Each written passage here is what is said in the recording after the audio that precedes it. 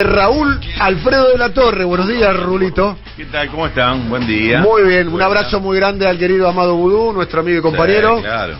Que forma parte del elenco estable, ¿no? de este momento, que se está recuperando de una intervención que le hicieron. Está muy bien en su casa, un beso muy grande para él, para Mónica, para Simón, para León, para los amigos. Quédense tranquilos que Amado, por lo que me cuentan a mí, está en la casa ya, está, ¿no? En la casa, sí, ya está en la casa. Le quedan unos días por delante como para que le den el alta definitiva. En el día de hoy, parte del elenco, no, es figura principalísima. Claramente del momento Rulo, como lo es Valentina Castro. Valentina, muy buenos días, compañera. ¿Cómo están? ¿Todo bien? Todo muy bien. Muy bien. Hoy con un invitado especial. ¿Qué invitado trajiste? Que se hizo esperar. A la pelota, hace lo venimos convocando. Un par de semanas que lo venimos convocando. Lo leemos religiosamente. ¿Sí? Así como una religión, en el cohete a la luna. Y yo pensaba que lo íbamos a debatir, pero si es tan religioso no se puede discutir más. Bueno, la lectura es religiosa. Después, obviamente, las ideas hay que debatir todo, claramente. Preséntelo usted, maestro. Se trata de Ricardo Aronsky, quien está con nosotros. Ricardo, bienvenido.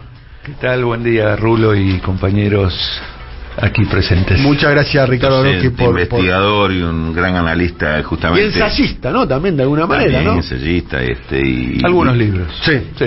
Y justamente después, porque obviamente vamos a estar desarrollando eso, pero hay una nota que escribió hace ya a esta altura 15 días o 20 días, que está dando vuelta, está provocando mucho comentario, mucho análisis y debate, que en un ratito vamos a estar analizando, esa que refiere al país jardín de elefantes, donde me parece que describe mucho de lo que es de la situación actual, describe en gran parte lo que son los grandes debates actuales,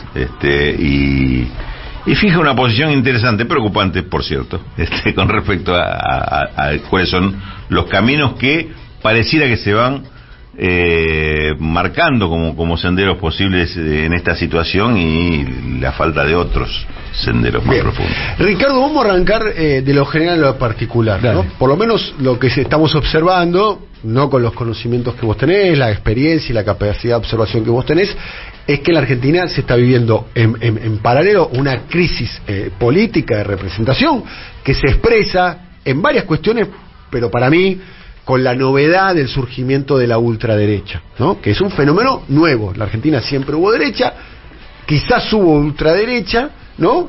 Pero que estaba de alguna manera debajo de la alfombra, por debajo del iceberg, lo que está debajo del iceberg, pero ahora se expresa con potencia electoral. Y eso es una novedad política en la Argentina.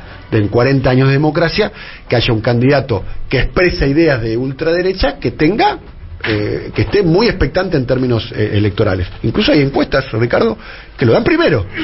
Que lo dan primero. Muchas encuestas lo dan primero, y otros, los que no lo dan primero, lo dan segundo o tercero en situación de paridad. Y por otro lado, esto desde el punto de vista político.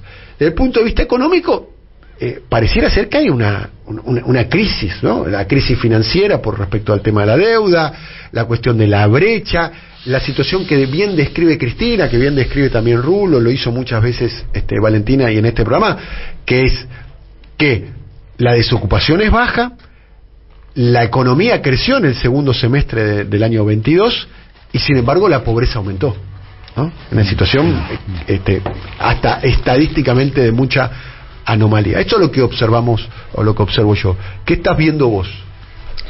Bueno, yo estoy viendo que primero decir que Argentina es un país con un potencial extraordinario, tiene enormes capacidades de resolver los problemas que tiene la sociedad en este momento. O sea, muchas de las cosas que tenemos, desde mi punto de vista, habría que pensarlas como artificiales. Es decir, esta pobreza es absolutamente construida. Lo mismo que esta situación cambiaria, esta incertidumbre, estos precios, son todas cosas que no tienen nada que ver con el potencial y las capacidades de la Argentina, que tiene condiciones para ofrecer alimentos baratos a la población, una situación económicamente estable, una situación presupuestaria razonable. Primero digo eso para decir que en realidad esta situación que estamos viviendo para mí es una combinación de un poder económico incontrolado e inmanejado, y un gobierno que asumió con la filosofía de no enfrentar y no aplicar la ley y no terminar con la anomia existente en la economía y en la sociedad argentina. Y a partir de eso puedo entender muchas de las cosas que están pasando. Ricardo, uno de esos aspectos que acabas de mencionar y me gustó cómo lo desarrollaste en esta nota que mencionaba antes, es el tema precios. Un tema que es uno de los principales factores de generación de inestabilidad en el sistema económico, pero también político, sí, indudablemente a esta altura y a estos niveles de inflación. Y vos ahí analizás un poco el fenómeno, el origen de este fenómeno. Me gustaría que vayamos un poquito sobre ese punto. ¿Qué estás viendo vos detrás de esta digamos oleada inflacionaria que ya tiene varios capítulos y las políticas que tiene el gobierno para responder a esa oleada? Sí, mira, esto arrancó, por decir, estamos hablando de esta gestión, no voy a empezar a hablar de la pésima gestión anterior, hablamos de esta gestión. Arrancó desde el comienzo, yo quiero decir, en el primer año, el año terrible de la pandemia, hubo inflación. Hubo inflación en un momento que buena parte de la sociedad estaba en la lona, no se consumía, no se gastaba, la situación era catastrófica, el gobierno estaba sosteniendo millones de puestos de trabajo. En ese contexto de inflación, y en ese contexto donde vos tenés toda la legitimidad política de pegar algunos palitos en la cabeza de gente que irresponsablemente está aumentando precios, no se hizo. En ese momento donde tenés toda la autoridad para hacerlo. De ahí en adelante sigue todo así. Recordemos la etapa donde dicen, bueno, no podemos controlar, pero entonces le vamos a pedir a las empresas que nos informen sus costos, sus nada. Tampoco fracasó la política de pedirle información a las empresas. No hay autoridad política para nada. Entonces, a partir de ese punto, la situación es, hacemos lo que queremos. Se lee, hacemos lo que queremos, no hay enfrente nada. No hay enfrente nada. No hay autoridad, no hay ley, no hay política, no hay nada. ¿El punto de inflexión fue Vicentín? Desde la tribuna se observaba eso. Yo te voy a decir algo, hay una ley que se vota en diciembre de 2019 que el propio gobierno le pone techo a las retenciones. Sí. O sea, esto viene desde... La vez pasada Viñeski puso un tuit muy interesante donde él decía, ¿por qué Alberto dijo que el dólar estaba bien a 60? Es nuestro TOC. Si escuchás el programa, es casi el TOC. Bueno, lo que quiero decir con esto es que es una línea política. ¿Cuál? La línea política es: no enfrentamos al poder económico, no nos compramos ninguna editorial enojado de la nación. Esto es la línea política. Te lo traduzco al diccionario Matías Culfas: el kirchnerismo es antiempresario. Nada que ver. Tiene una mirada antiempresarial. Bueno, es lo que dijo Matías Culfas. Mira, es parecido a los que dicen, mira, el capitalismo es hacer cualquier cosa con la gente. Eso es capitalismo. Pero no es así. No es así. Digamos, uno puede decir, hay diversas variantes del capitalismo, vos podés decir, el capitalismo es una porquería en todas sus variantes, pero lo que no es aceptable es que te vengan a decir, como dijo Rosati de la Corte, bueno, esto, si quiere capitalismo hay que controlar la emisión monetaria de acuerdo a lo que dicen los liberales. Esto es un invento chino. Digamos, en la economía hay varias corrientes dentro de la visión capitalista que tienen muy distinto enfoque. Los que te dicen capitalismo es esto, es capitalismo, el liberalismo extremo, y ahí está Milei y está Bullrich, y son muy parecidos en ese sentido, digamos, un ataque violento a la civilización tal cual la conocemos en este momento. Es así. Está hablando Ricardo Aroskin, invitado al Momento Rulo, conversatorio económico. Rulo. Esto que estás comentando se deriva también en la falta de capacidad de controlar, por ejemplo, el régimen cambiario, que a partir de una corrida que te generan también intencionadamente, atrás viene una nueva estampida de precios. Claro. El gobierno como que la ve pasar, ¿no? Como que... Las ve pasar todas, porque también Banco Central viene rifando dólares de una forma muy impresionante. Hace 2 años empezó con la cosa que todos querían pagar sus deudas en el exterior, todos al mismo tiempo, una masa gigantesca de dólares que le sacaron a las reservas, y el central reaccionó tardísimo, cuando ya le habían arrebatado algunos miles de millones de dólares. Después empezó esta otra cosa increíble, que hasta la denunció el viceministro de Economía de Massa, Rubinstein, dijo, hay algunos que sobreestoquearon 8 o 9 veces lo que necesitan. Sí. Lo dijo Rubinstein. Le sacaron divisas por todos lados y el Banco Central mirando, o sea, un gobierno que no es consciente. ¿Pero eso es mala praxis o es decisión política? Una cosa es la misma... que hago las cosas mal, y otra cosa es estoy haciendo las cosas mal, o lo que vos considerás que está mal, a sabiendas. Son dos cosas diferentes. Es la misma línea política, es una línea política. La línea política es, el Estado no debe ser percibido como una amenaza por los sectores económicos dominantes, y para eso tiene que ser estúpido,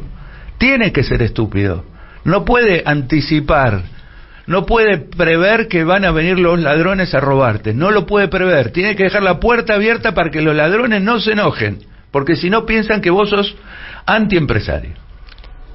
Eso es.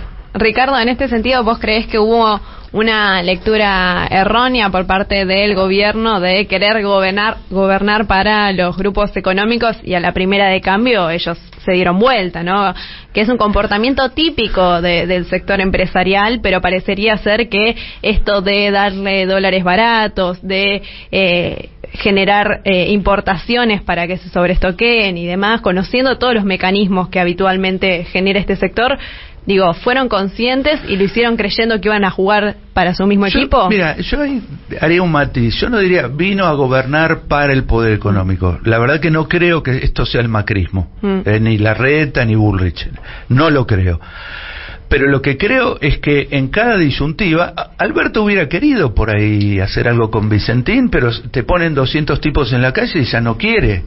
Este es el problema, que no se banca ningún tipo de presión que venga. Entonces ahí hay un problema político fundamental, que es que si vos querés hacer una política de Estado, digamos, que abarca al conjunto de la población, vos no podés estar mirando el veto, incorporando a tu política el veto sistemático de la élite, que no le gusta un montón de cosas, a veces por sus propios intereses, pero a veces por ideología, por pura ideología. Digamos, lo que pasó con el gobierno de Cristina, le fue muy bien, pero la odian.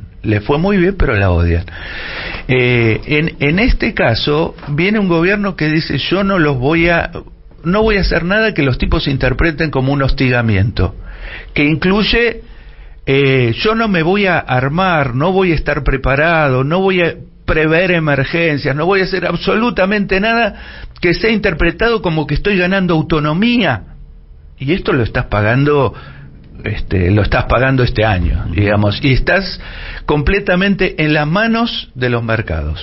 Y si esos mercados, o mejor dicho, los conglomerados económicos, el poder, la élite, ¿qué tienen como proyecto para el país en este momento? Se les dejó hacer lo que quisieran, como estamos describiendo, como estás describiendo vos, y ¿cuál es el modelo de país que pretenderían imponer?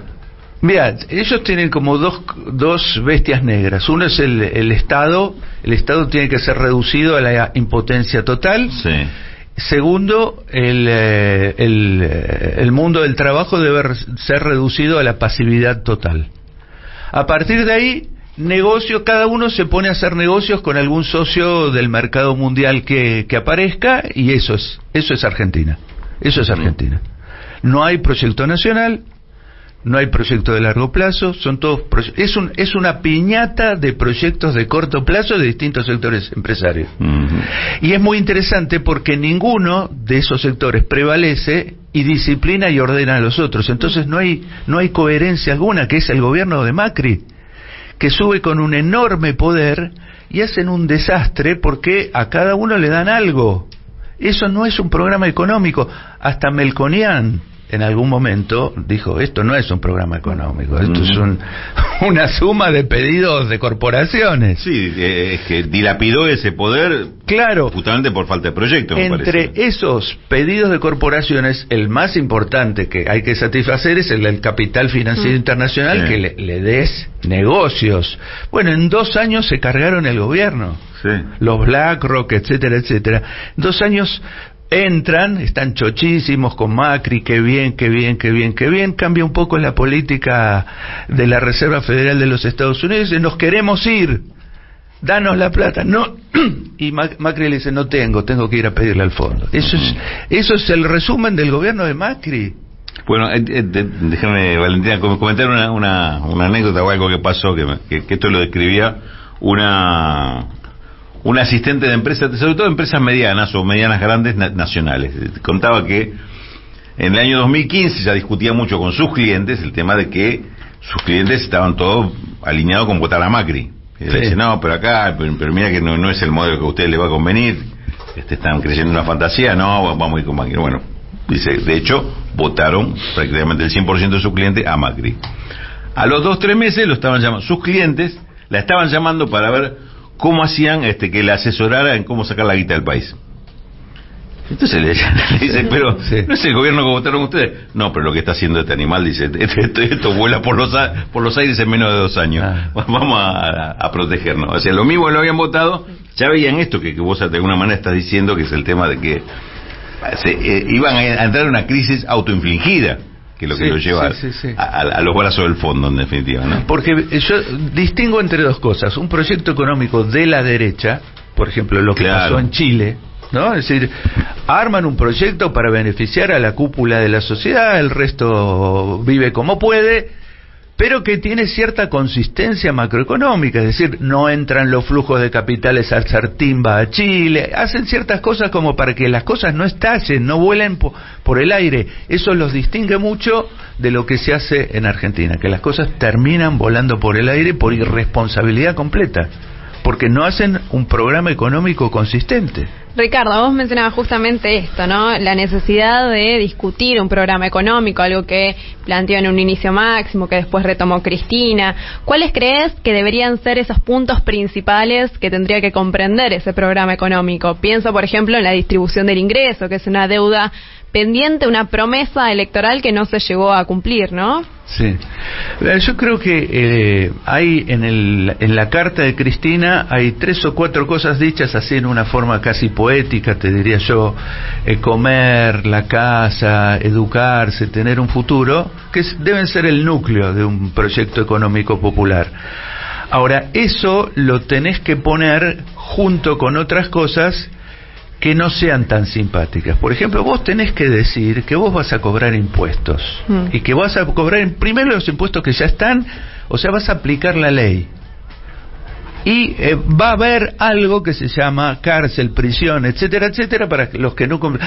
Y explicarle a la clase media que esto no va para ellos, que va para los que tienen capacidad contributiva real, y que ahí vas a empezar a cobrar impuestos, y esos impuestos te van a permitir financiar una política social consistente, probablemente con muy poco déficit fiscal y con una consistencia externa que te permita mantener equilibradas más o menos las cuentas. Yo personalmente disiento mucho con los que piensan que los problemas de la Argentina son el Fondo Monetario Internacional. Lo quiero decir con suma claridad. ¿Por qué? Porque no estoy de acuerdo para nada con eso. El fondo empezó a actuar en la Argentina cuando firmamos hace 1 año y pico. Antes de eso teníamos todos los problemas que tenemos ahora. Todos los problemas que tenemos ahora. No agregó nada. Todavía no le empezamos a pagar nada. O sea, la falta de dólares es por otra cosa. Es por otra cosa, no es por el fondo. Y muchas de las cosas que hay que hacer, por ejemplo, yo estoy a favor de que tengamos bajo déficit fiscal, pero eso lo tenés que resolver cobrando impuestos, no reduciendo gasto público, que es la tradicional forma de la derecha. Frente a eso, vos no podés decir no hago nada, voy a tener un déficit fiscal del 8%. No podés tener un déficit así. O sea, tenés que tener cierta disciplina fiscal, cierta disciplina monetaria, pero no por el fondo, por vos. por vos. Ahora, eso en la Argentina implica un análisis que tiene que ver con algo que dice Cristina también en la carta, que dice, bueno, hay una parte de la población que le está yendo fenómeno, a otra le está yendo mal. Si vos no incorporás en tu análisis y decís, a todos los argentinos nos va mal y es por culpa del fondo, que son unos malos que están afuera, no entendés nada. Al fondo lo trajo la derecha argentina, no es que vino solo, no vino la Sexta Flota, no vino Richardson acá con portaaviones y ocupó la Argentina y el Fondo Monetario nos obligó. Lo trajeron al fondo. Y lo trajo el gobierno de la derecha argentina. Entonces, hay que explicar esa relación, porque si no, estás empezando a poner en el fondo un tema que no, incluso el tema de la inflación. Es cierto lo que dice Cristina, con tasas de inflación, con tasas de interés que te refuerzan la inflación, tenés problemas. Hay una serie de elementos que hemos acordado con el fondo que promueven la inflación, pero la inflación de base te la están haciendo los grupos económicos argentinos.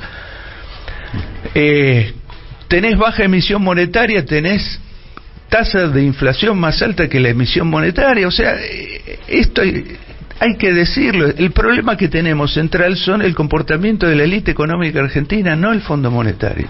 Sí, de hecho le ganó no solo a la tasa de emisión, le ganó al dólar, le ganó a los salarios, a todo lo que variable. La inflación se puso por arriba de todo.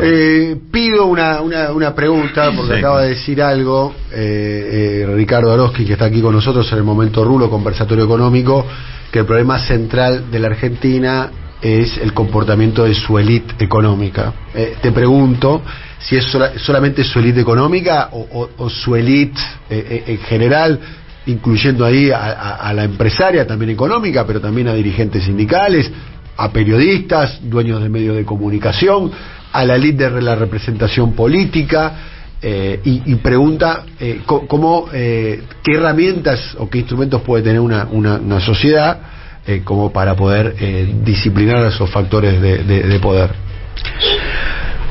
Sí, porque en las clases dominantes yo pongo más que a los que tienen la moneda, Para mí la clase dominante es más que la economía, más que los dueños. Totalmente de acuerdo. Digo, pero ahí hay una jerarquía, ahí adentro, de ese bloque de poder, porque uno puede decir, mira, hay unos periodistas que son unos sinvergüenzas, pero esos son paniaguados del poder económico, no son los que definen una línea estratégica para el país. Sí, está bien, pero son originarios de clase media baja o de clase media. Todos los periodistas más o menos son de ese origen y terminan representando intereses sociales que no son los propios. El otro día te cuento una cosa que para mí fue una epifanía, algo que no sabía y que lo aprendí. Nosotros estamos haciendo un ciclo casualmente con Diego Stulbach y con Camila Perochena en el CCK, que el primer episodio fue el domingo pasado, donde estamos revisando diferentes 4 momentos de la obra del director del Cohete a la Luna, Horacio Berbisky. Y el primer episodio fue el vínculo entre Fuerzas Armadas e Iglesia, ¿no? Y fue, Horacio tiene 7 libros al respecto, y fue muy interesante el diálogo, porque del otro lado, digamos, como un némesis que discutía con Horacio, estaba ni más ni menos que Rosendo Fraga. Y Horacio un poco desplegaba eso. Las Fuerzas Armadas y la Iglesia Católica fueron un vehículo de la clase dominante. Y ahí Rosendo Fraga, que es un gran historiador de las Fuerzas Armadas en la Argentina, dijo, repasó uno por uno el origen social de todos los presidentes de facto, según las palabras, y eran todos de origen de clase media, algunos hasta, en el caso de Perón, que tuvo otra impronta claramente de origen hasta popular, digamos. Te pregunto sobre esa cuestión de las clases dominantes y si no va más allá del poder económico, digo, porque hoy ves, ves a dirigentes sindicales, Ricardo. Hoy, Cristina lo dijo el jueves pasado, dijo, cuando yo lo elegí a Alberto, no se sabía si la CGT estaba con Macri o con el peronismo. Sí. En lo cual Pablo Dugan dijo durísimo. Y Cristina dijo, ¿durísimo y verísimo. Digo, va más allá. Y uno, Gerardo Martínez, no es Pablo Roca. No, yo lo que digo es que lo que organiza todo ese gran espacio conservador de derecha, que incluye sindicalistas, intendentes, gobernadores provinciales, clases medias, medios de comunicación, etcétera, lo que organiza todo eso, el que define la línea central, son pocos tipos. Cuando Longobardi viene y dice, habría que hacer un reseteo autoritario de la Argentina. ¿Vos pensás que lo pensó Longobardi? Longobardi estuvo almorzando o cenando con algún gran empresario argentino que está diciendo, oh, ya estoy podrido de esta democracia y de esto, pero habría que hacer. Eso es lo que pasó. Eso es lo que pasa. La línea no va de Longobardi para arriba, va de arriba para Longobardi. Sí, eso es fundamental. Y los sindicalistas, estos de la CGT, los gordos, qué sé yo, tampoco tienen línea, están acomodados a lo que venga, pero ellos no tienen ningún proyecto de país. Esto no es la falda y Huerta Grande, Esto es gente que tiene el cerebro completamente arrasado, tiene sus negocios, sobrevive en relación a este sector dominante. Manejan organizaciones, van a elecciones internas que quizás están un poquito amañadas, pero las tienen que ganar. Nadie le puede quitar representación a, Gerardo Martínez o a Héctor Daer. Es que el tema, hay muchas cosas confusas, pero el amplio campo de la derecha argentina abarca mucho más de lo que la gente está dispuesta a aceptar. Lo que yo te estoy, en un punto, intento problematizarte en el mejor sentido de la palabra, con el atrevimiento que tengo, que va más allá de los que tienen la guita, va más allá de Pablo Roca. Pero desde ya... No nos olvidemos que el Grupo Clarín era el diario de la clase media, No cabe ninguna... De la clase media urbana. Si vos tenés kiosqueros que piensan que ellos tienen los mismos intereses que Mauricio Macri, bueno, el tipo tiene un comportamiento político, social, etcétera, etcétera, muy parecido. ¿Qué va a hacer?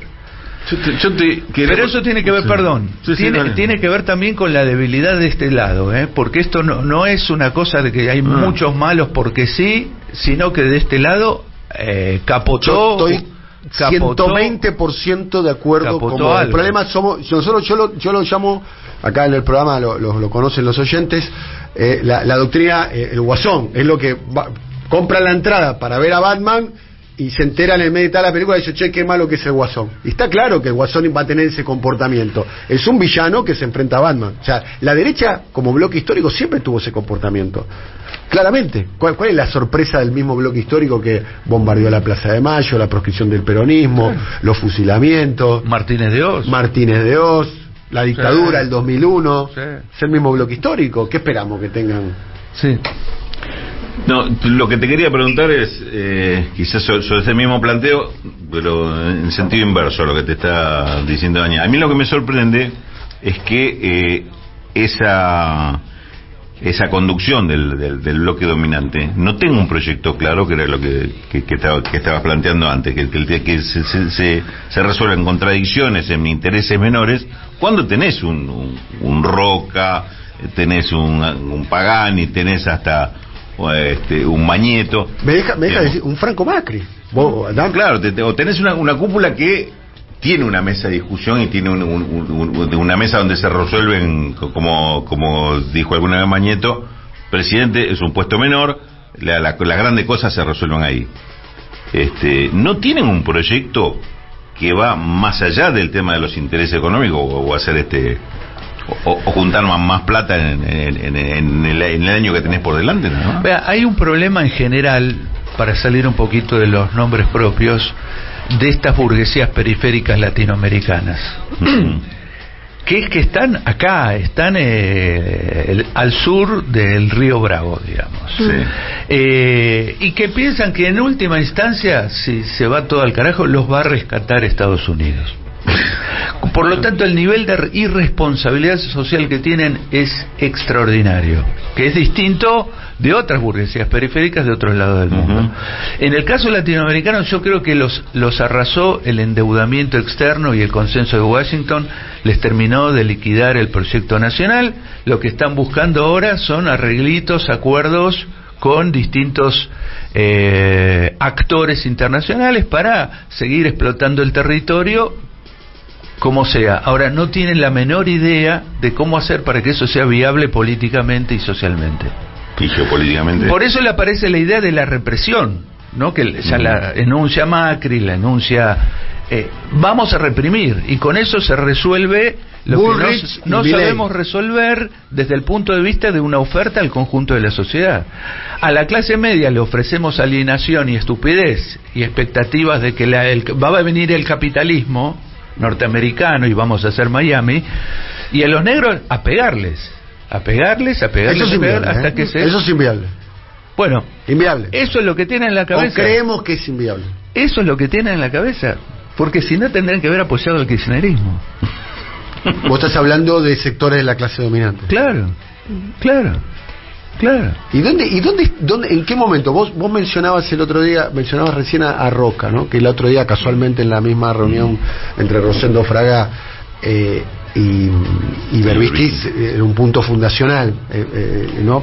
Plantea, ¿no? Con la ley 1420, o ley 420, no me acuerdo si era 1420, bueno, la ley de educación pública, que plantea un disenso muy grande entre Roca y la Iglesia. ¿En qué momento la Argentina dejó de tener una élite que piensa en sentido nacional? Porque México más o menos la tiene, Brasil más o menos la tiene. De hecho, Brasil tiene una política expansiva para con la Argentina. Y Argentina tiene una política contractiva con respecto a los capitales. Hay más inversiones brasileñas en la Argentina que al revés, y en un momento era la inversa, por ejemplo. Mira, vos conocés mucho Brasil, pero yo vi algo en este último tiempo, desde que cae Dilma, asume Temer y después desembocan en Bolsonaro. El agronegocio, que es que ahí hay una élite que también abandonó. A ver, a Odebrecht había que defenderla. Sí. A Odebrecht eso es una pelea interna. Y todas las empresas grandes que construyó Brasil, que son tan corruptas como cualquier multinacional del planeta Tierra. Claro. Por lo tanto, Brasil tenía que defenderlas. ¿Y qué hizo? Las tiró a los perros. ¿Y a qué perros? A los perros del Poder Judicial armado por los norteamericanos. Sí. Hoy todo eso está revisado. Te quiero decir, noticia de último momento, digamos. A ver, primero, la misma corte que lo metió en Canalula, lo sacó de Lula y diciéndole, sacame a este loco encima. Delton Dallaniol, que era el fiscal, sería como el Stornelli del caso Lavallato, acaba de ser destituido como diputado federal. Y el próximo puede llegar a ser el senador Sergio Moro. O sea, hay reacciones de anticuerpo de la burguesía brasilera tratar de sanar el daño del Lavallato. Te respondo parcialmente. Destruyó una empresa multinacional que operaba en 30 países del mundo, que pisó le ganaba pisó un cable 220. ¿Sabes cuál es el cable 220? Empezó a construir el puerto de Mariel en Cuba. Y eso me parece que los gringos dijeron, esta fue una de más. Bueno, lo que te quiero decir para pensar en la pregunta tuya, México, la verdad que es un apéndice de la economía norteamericana. O sea, el 80% del comercio. Si los yanquis suben un poco la tasa de interés, tienen una crisis en México. O sea, México es hiperdependiente de Estados Unidos. Apareció un tipo con una personalidad que más o menos está sosteniendo algo. AMLO, que tiene márgenes de independencia inéditos. Sí, inéditos. Porque los ejerce, porque cree en algo, porque no es un político vacío. No. Y tiene niveles de aprobación muy altos. Y porque es inteligente políticamente. Eso es lo que se pudo haber hecho acá en este gobierno, en el de Alberto. Como tenés un dirigente vacío, no puede pensar en todo. No soy especialista en la política mexicana, pero tuve la oportunidad de hacer un viaje de una semana y visitar a algunos funcionarios con Alfredo Serrano Mancilla y demás, y conocer a algunos funcionarios. Lo que me contaban, estoy traduciendo, es que en México casualmente AMLO hizo un acuerdo con las 8 familias, así llaman, que son las familias más determinantes, un acuerdo con lo que sería la burguesía nacional. Acá no se puede hacer un acuerdo de esas características, o la burguesía nacional es como una especie de espejismo en el desierto. No, a ver, acá hay un problema que es la locura que les agarró con Cristina Fernández de Kirchner. Sí. Una locura, un estado de psicosis, porque me parece que Está sonando el teléfono a nuestro entrevistado, al invitado, quiero decir, no es entrevistado, a Ricardo Aroskin. Nos estamos metiendo con un tema central, sí. ¿no, sí, Valentina? Sí, pienso también en esos grupos económicos locales, ¿no? En lo que sucede hoy en Argentina, ¿no? Y esta cuestión que mencionaba Ricardo, de que parte de esa culpa de ese accionar es nuestro, ¿no? Porque de alguna forma se convalidó ese accionar durante estos años. Y también pensemos, por ejemplo, que no existe la figura jurídica de grupo económico como tal, ¿no? Se esconden bajo sociedades anónimas, sobre empresas pequeñas, cuando estamos hablando de grupos empresarios, de conglomerados de empresas. Y eso también es una discusión que hay un sector del kirchnerismo que ya viene impulsando la necesidad de discutir la figura jurídica de grupo económico como tal, para también permitir fiscalizar de una forma más directa por parte del Estado. Pienso, por ejemplo, en la fuga de capitales, pienso, por ejemplo, en que hoy los grupos económicos locales son esas principales 20 empresas que mostró Cristina, que concentran casi el 80% de los productos que uno encuentra cuando va a la góndola del supermercado, ¿no? Sí.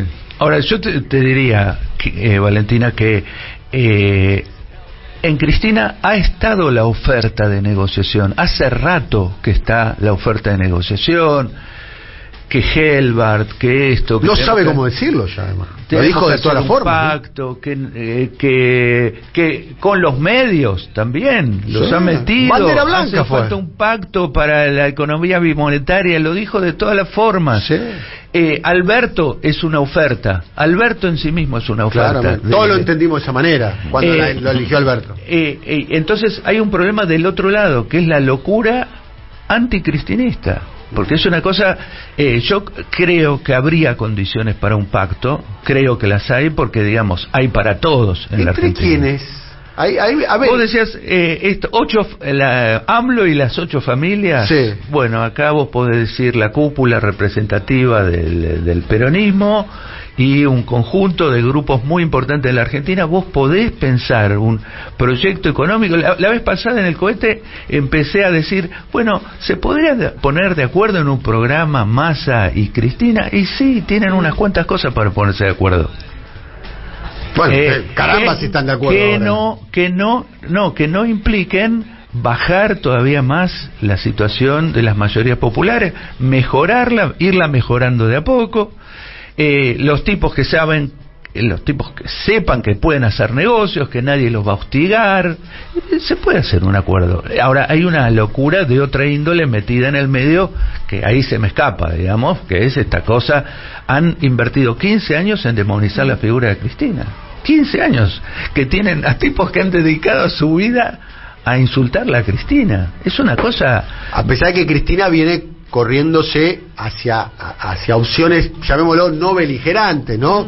Desde Insaurralde, Scioli, Alberto, y ahora Massa, ¿no? Y la opción que de hecho está buscando también, por lo menos por lo que se traduce en estos días, de la candidatura de Guaidó, es una candidatura moderada, ¿no? Susan Sigal, Consejo de las Américas, viaje y acuerdos económicos con Israel, le levantó el brazo José Luis Barrio Nuevo, ¿no? Sí. Que representa lo que representa. Sí. No, yo digo esto, en su último discurso ella mencionó el tema, dice, el capitalismo no es una cosa ideológica, es una realidad. El tema de producción de bienes y servicios, muy discutible. No estoy de acuerdo con ella, no estoy de acuerdo, pero es una señal que ella da. Ella dice, yo soy capitalista, déjense de joder. Ahora, para los tipos el capitalismo es capitalismo de exclusión. Es un capitalismo de exclusión, es el problema que tienen con ella. Pero también, a ver, la teoría del derrame, agarra una copa y la vieja metáfora que alguna vez aplicó Lula, ¿no? El tema es que la copa nunca... nunca llegó a ese derrame. La copa nunca termina de encher, como dice Lula. La copa nunca se termina de llenar. O sea, el capital, por su naturaleza... ustedes son economistas, no voy a hablar con ustedes de este tema, pero la naturaleza del capital es la reproducción permanente e infinita. Si lo dejas al capital es un monstruo que come todo. Sí, acá lo que estamos discutiendo es si los capitalistas argentinos aceptan algún nivel de moderación de su deseo de rentabilidad absoluta en función de que la sociedad funcione y no explote, o no lo aceptan. Y no lo aceptan. Bien, acá hay para mí un elemento, Rulo, un poco para ir cerrando, que para mí es parteaguas de la historia argentina. Que para mí, nosotros en general, lo tenemos como un tabú, lo tenemos oculto y nos cuesta hablar. Que es el intento de asesinato de Cristina. No, porque nosotros obviamente hablaríamos todo el programa de eso, pero no se habla de eso. Y es un hecho que para mí... es gravísimo. No damos cuenta para que mí. Financiaron grandes grupos económicos también, ¿no? Sí, que hay una sospecha muy grande de que... De Nicolás Caputo, que tiene un gran grupo de integrante de la familia Caputo,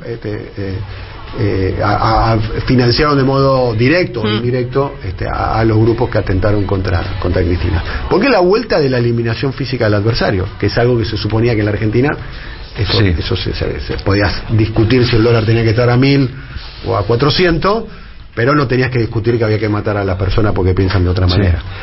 Y lo más interesante de todo, para mí lo más interesante es no solo el episodio en sí, sino la reacción frente al episodio en sí. Tremendo. O sea, y ahí vuelvo a casillero 1 de lo que vos planteás, Ricardo. Ahí no solo el poder económico o la élite económica, sino la élite política tampoco reacciona a la altura. No es que los radicales se juntaron y dijeron, bueno, muchachos, esta es una línea punteada, de acá no se puede pasar. Es que hay un deterioro muy profundo. El radicalismo va perdiendo todos los días lo que le quedaba de radicalismo. Una de las cosas que discutimos mucho con Edgardo Moca, lo que se llama un espacio liberal democrático, que no es de izquierda, pero tampoco es de derecha autoritaria, se ha angostado extraordinariamente en la Argentina. Es decir, no encontrar gente que diga, estoy escandalizado por el intento de asesinato de la vicepresidenta, aunque no coincido en nada con ella. Esto que dijo ella... No, y pedir una investigación acorde a la gravedad del tema. Sí, nada. Acorde a la gravedad del tema. No solo que se produjo el intento de asesinato, sino que el intento va a quedar impune en cuanto a quiénes son sus instigadores / financiadores. La mataban y mandaban una corona de flores. La mataban y ellos mandaban una corona de flores. Qué mal, qué feo que fue esto. Esto es todo lo que pudo. Bueno, de hecho, lo que pasó después del intento de asesinato fue una conmoción. Creo que reaccionó muy mal la fuerza política también. El cristianismo, a mi modo de ver, reaccionó no acorde, tampoco hizo la lectura correcta. Hicieron una movilización a Plaza de Mayo que parecía, lo digo con todo respeto porque yo fui, parecía una sesión de terapia de grupo, donde leyó un comunicado Alejandra Darín, con todo el respeto que uno tiene por la figura de Alejandra Darín, ¿no? Que es una actriz, una intelectual y una dirigente sindical muy importante de la Argentina, pero me parece que la historia reclamaba otro tipo de protagonismo. A mi modo de ver las cosas, lo digo con todo respeto.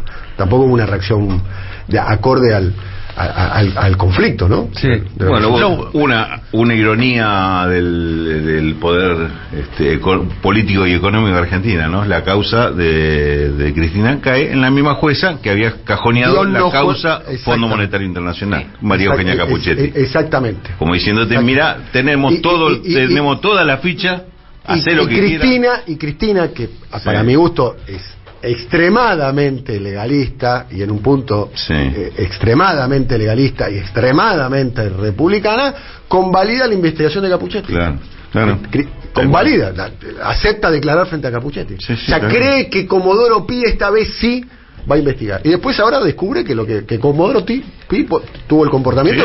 Hay un punto en eso que quería también dar una opinión, ¿no? El tema de esto que describía Ricardo de la obsesión por Cristina que tiene el poder económico. Yo creo que la obsesión que tienen es por el no cuestionamiento a ninguna de sus planteos, y ven en Cristina un poder potencial de cuestionamiento. Sí. Es decir, al poder económico no le enoja Miriam Bregman, por más que Miriam tenga un discurso más duro y más de izquierda que el de Cristina.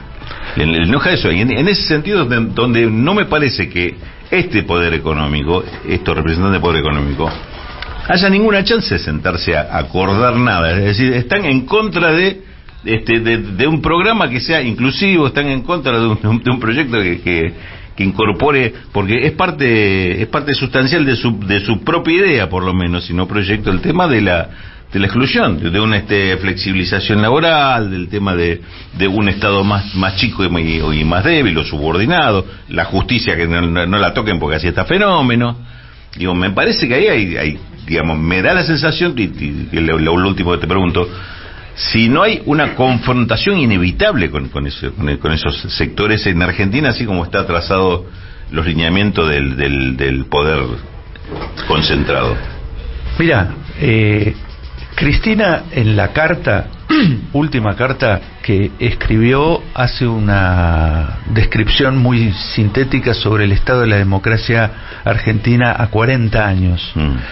Y dice, la democracia económica ya fue, no hay, la democracia social está muy golpeada y lo que empezó a deteriorarse es la propia democracia política, ¿no? Y este es un derrotero declinante que me parece que después de decir eso tan importante y que no lo dice nadie en su propia fuerza política, no sé, hay que estar a la altura de lo que se está diciendo. Eso quiere decir, vos tenés que preparar una fuerza política por ejemplo, los medios están en manos de intereses corporativos ajenos al pueblo argentino. Bueno, pensá alguna estrategia alternativa. Le lavan el cerebro a la gente con... Bueno, ¿qué hacemos frente a eso? Tienen un discurso que machacan todo el día. Bueno, ¿y qué haces frente a eso? Bueno, nada de eso se piensa y se sigue en una especie de rutina, de repetición de viejos éxitos que ya no funcionan. Entonces ahí hay un replanteo muy general que hacer, porque cuando vos decís, y bueno, frente a este deterioro democrático tan tremendo, lo que ofrezco es Scioli. Vos decís, esto no tiene nada que ver con lo que estás diciendo. No tiene nada que ver con lo que estás diciendo. Vos necesitas una cosa muy sólida frente a este aparato de dominación.